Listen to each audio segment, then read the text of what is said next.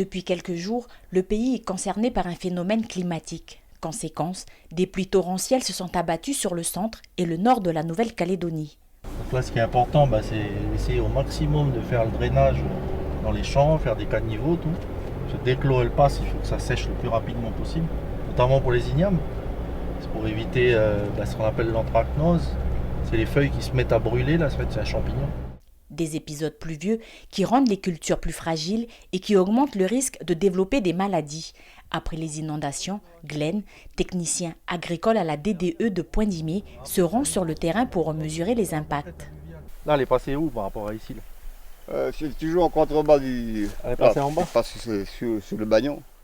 Ce matin, il a rencontré Jacques Pouillet, agriculteur dans la vallée de Tchamba. Et vous faites quoi comme culture? Un peu de tout. Du taro, du bonbon et puis des ignames. Sinon quelques bananiers, quelques maniocs, voilà. Jacques cultive essentiellement pour sa consommation et les échanges coutumiers. Sa vie est rythmée par les bulletins météo. Comme ici, c'est une zone inondable, et puis c'est pas trop. Quand c'est vigilant jaune, orange, ça va. Mais quand c'est rouge, alors là, c'est plus tranquille, là. Je sais pas si ça va passer. Si cette fois-ci ces plantations ont été épargnées par l'inondation, les parcelles restent très humides. Alors là déjà de l'anthracnose. Mais là voilà, quand c'est mouillé comme ça, là, on évite de rentrer dans la parcelle parce que là tu emmènes tout partout, les champignons, la maladie. Jacques le sait, il s'occupera de ses ignames dans quelques jours. Par contre, il peut déjà travailler au pied de ses taros. Il y a moins de risque de maladie dans un taro que sur les ignames. Par contre les ignames, vaut mieux attendre que c'est séché, comme il a fait là. Là, il n'est pas rentré dans sa parcelle d'igname. C'est pour éviter justement d'apporter des maladies. Et les vieux avant, ils savaient. Eux, ils disaient non, faut pas rentrer dedans, faut attendre, faut que ça sèche. Si l'aspect sanitaire est souvent évoqué, les données récoltées par le technicien peuvent aussi aider lors des indemnisations. On peut se retrouver dans des zones où la pluviométrie, le pluviomètre officiel, il dira il n'y a pas eu beaucoup de pluie, mais on va se retrouver dans des mouchoirs proches, dans des zones où il y aura des grosses trompes d'eau qui vont tomber. Nous, on va pouvoir certifier, dire que oui, sur cet endroit-là, il y a eu des gros volumes, d'où des grosses inondations. Donc ça peut parfois aider les gens à mieux défendre aussi leur dossier sur des cas où ça serait un peu litigieux parce que le pluviomètre dirait qu'il n'y a pas de pluie sur la commune, par exemple, de Poney-Réouin, mais on peut se retrouver dans une vallée, comme par exemple Goa, où on a eu des trompes d'eau. Donc là, on voit, il y a encore du courant. Bon, l'eau, elle est sortie de son premier lit, là. Donc là, on voit des champs d'ignames, ils sont vraiment justes. Pour les personnes assurées par la Caisse d'assurance mutuelle agricole, la CAMA, vous avez 15 jours pour transmettre vos déclarations auprès de l'organisme.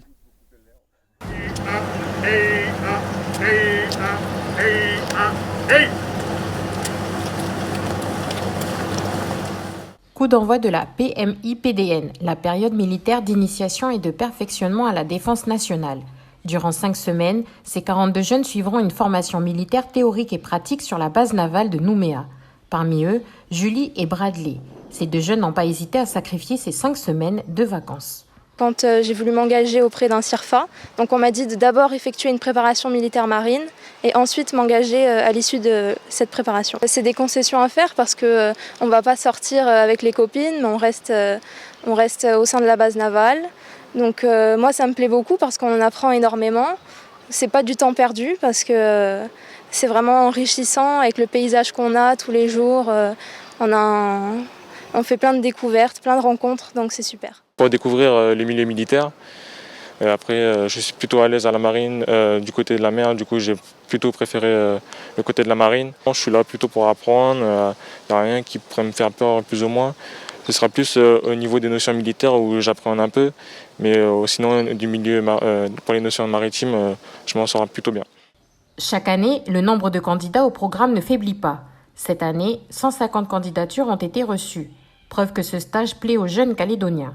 Et pour cause, en plus de découvrir les différents corps de métier de la marine, les jeunes acquièrent certains diplômes civils. C'est un programme unique, parce que c'est le seul en France à avoir 5 semaines d'affilée bloquées.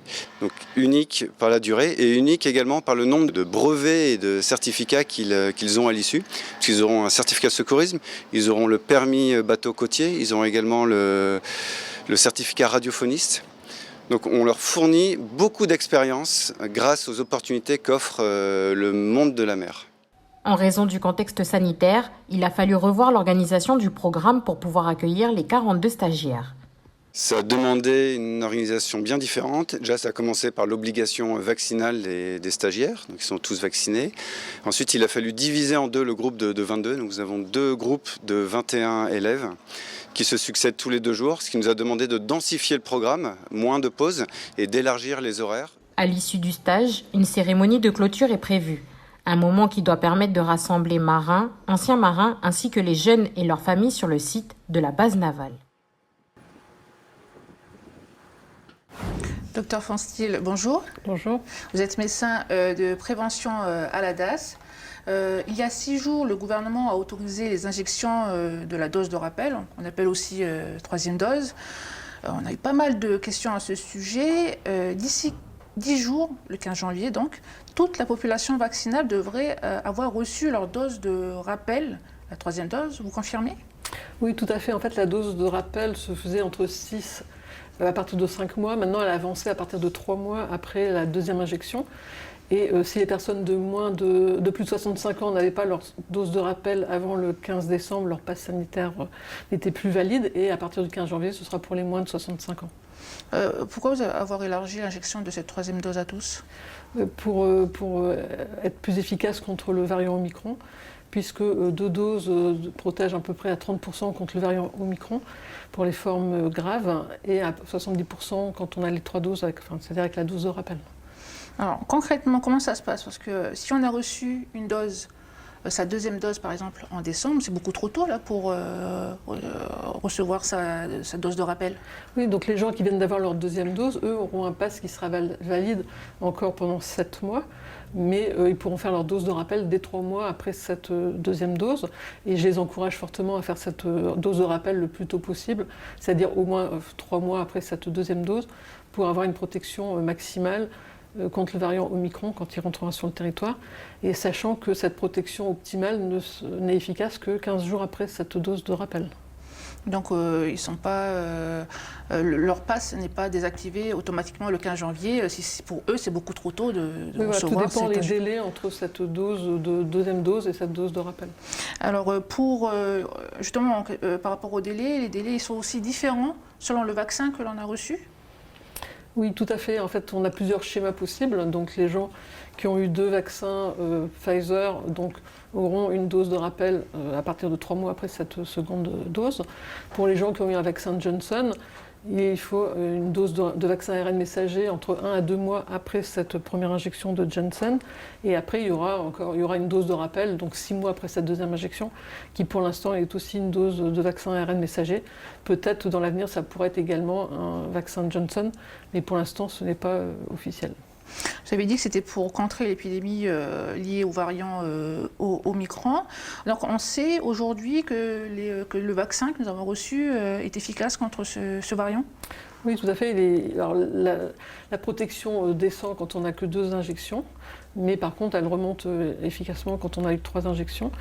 Et il faut savoir que le variant Omicron, on a déjà des cas sur le territoire de voyageurs avec le variant Omicron, mais pour l'instant ces cas sont rattachés soit à des voyageurs, soit à des personnes contact de voyageurs, mais on sait qu'il va arriver prochainement sur le territoire, donc il faut profiter de cette avance pour pouvoir se vacciner le maximum de la population avec les doses de rappel. Et par rapport à ces voyageurs, qu'est-ce qui peut être préconisé pour ces voyageurs? Alors tous les voyageurs qui rentrent en Nouvelle-Calédonie doivent avoir un test de moins de 24 heures avant le début du vol, et quelle que soit la destination, et après à l'arrivée ils ont un test à 48 heures, un autre test à 7 jours, et aussi un auto-isolement de 7 jours à leur arrivée. Et il faut absolument qu'ils fassent ces tests pour que si ils sont positifs, on puisse investiguer s'il y a des personnes contacts. Mais vraiment s'isoler strictement vu l'arrivée du variant Omicron. Toujours par rapport à cette dose de rappel, les lieux de vaccination, parce que là aussi on a eu beaucoup de questions à ce sujet. Alors ce sont les mêmes?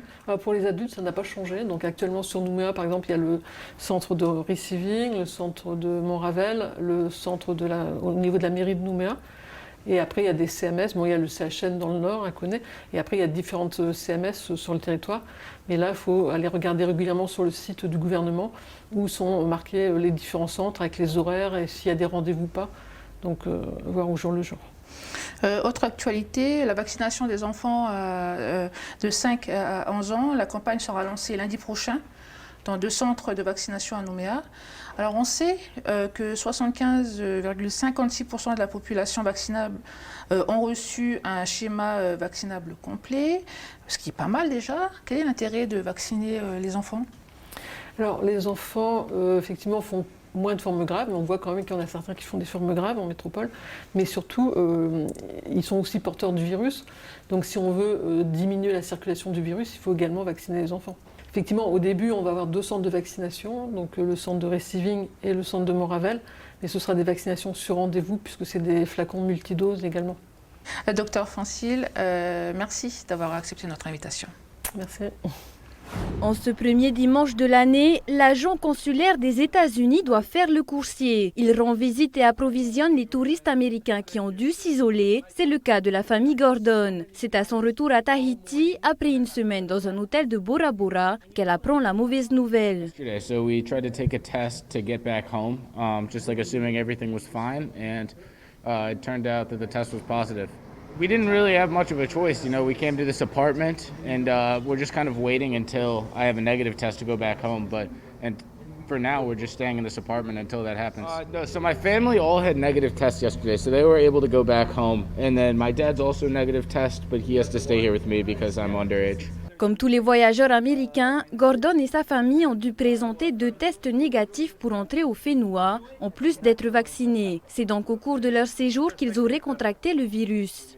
We went on this excursion with my whole family, and it was just like a normal excursion, snorkeling and all of that. And the next day, our guide, our captain of the boat, got sick, and he then emailed my dad saying that he had COVID, just to let us know. And we thought we were all fine because we were outside the whole time, but it turns out not. I guess I must have contracted it from him. Si les touristes comprennent la mesure de quarantaine, elle n'est pas toujours facile à vivre. Joshua a été testé positif à l'aéroport de Tahiti hier après-midi. Lui et sa femme revenaient de Bora Bora également. When I was at the airport, they put me in contact. Well, they found us a place to stay, and then they put us in. They said Christopher would call us. I ended up calling him, and then we've been kind of stuck. We haven't eaten in a day. Like we haven't eaten since breakfast yesterday. Nothing. It's been very much in the dark. Du côté du pays, on oriente ces voyageurs vers des meublés de tourisme, de quoi faire valoir leur assurance et se faire rembourser. Mais au plus fort de la saison des fêtes, ce type d'hébergement est saturé. Il faut donc faire avec ce qu'il reste. I feel fine, and my wife feels fine. We're good, but it's just we don't know what's going on. We don't know how any of this all works, and this is our only food for the last day, and this is the only thing that's going to be in that apartment because we can't go anywhere. We're not allowed to leave. So, I don't know. We don't know how to set up like food delivery because we don't know the address here. I don't know the street. I don't know anything.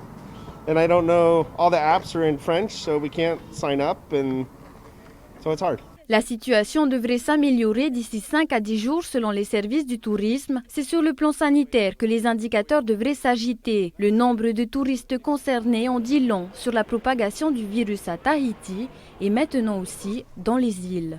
Donc là, on a une fleur qui est favorable aux mariés. Donc le mariage, c'est simple. Donc on a juste à lever les 3 pétales de haut. Donc à baisser la fleur qui est en dessous. Donc on a le pédoncule qui se présente devant nous. Il y a juste à soulever la languette qui est en dessous, de sorte à ne pas casser. Donc ensuite, avec la main, on a juste à pincer. Et l'opération est terminée. Hélène Wadiako, le responsable d'exploitation de la maison de la vanille à Lifou, marie les fleurs de vanille en novembre et en décembre. Avec Wanapa, employé depuis 2016, il répète inlassablement avec minutie les mêmes gestes. Une manipulation délicate mais nécessaire pour obtenir de belles gousses de vanille. Les plots que vous voyez là, ça date de 2018, donc c'est la première pollinisation qu'on fait à la maison de la vanille.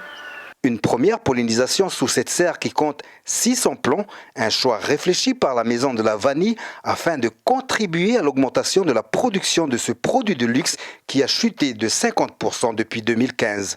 Une des causes de cette baisse, c'est l'orientation de nombreux exploitants dans le tourisme de croisière. La production de vanille a baissé, ça fait déjà 3 ans. Et aujourd'hui, elle tend à stabiliser, on va dire, autour de 2 tonnes. Mais cette quantité-là ne suffit pas à répondre aux besoins du marché. On a une demande qui est... On ne connaît pas la crise avec la vanille. On a beaucoup de demandes de vanille de la part de... Pas le marché local, mais le marché export. On a des demandes qu'aujourd'hui on essaie de sélectionner parce que s'il fallait répondre à la demande de beaucoup de clients d'export, on n'arriverait pas. La récolte provenant de cette serre est attendue à partir du mois de juin jusqu'en octobre prochain, en espérant plus de 300 kilos de gousses de vanille.